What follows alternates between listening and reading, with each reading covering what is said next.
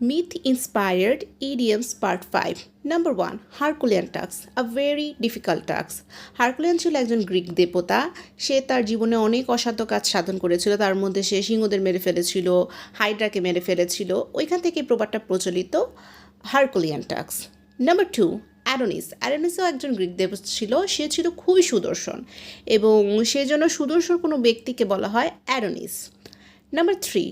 Trojan horse, এটা মানে হচ্ছে ধোকা বা কোনো কিছু ফন্দি করা। এখন ট্রোজন হচ্ছে ট্রয়বাসীদের বলা হতো।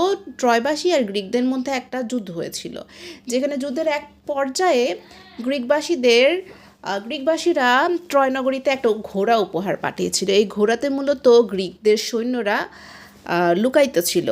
যখন নাকি যুদ্ধ শেষ পর্যায়ে হয়, তখন ওই ঘোড়া থেকে গ্রিকের সৈন্যরা বের হয়ে ট্রয় নগরী দখল করে নেয়।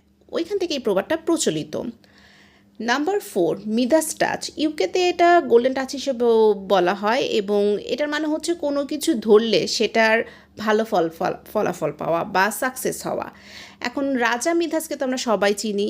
তার একটা বরদান ছিল যে সে যা কিছু ধরবে সেটা স্বর্ণতে পরিণত হয়ে যাবে। যদিও পরবর্তীতে এই আশীর্বাদটার কোনো কাজে লাগেনি বা ফিরিয়ে নেওয়া হয়েছিল, ওখান থেকে এই মিদাস টাচ প্রচলিত। Number 5. Knock on the wood, এটার অর্থ ভাগ্য ভালো থাকুক, খারাপ কিছু না হোক। গ্রিকরা বিশ্বাস করতো যে কোনো কাজ করার আগে তারা যদি কাঠে আঘাত করে, তাহলে সেই কাঠের ভিতরে থাকা আত্মা তাদের জন্য ভালো আশীর্বাদ দিয়ে থাকে। ওখান থেকে এই প্রবাদটা প্রচলিত, টাচ উড।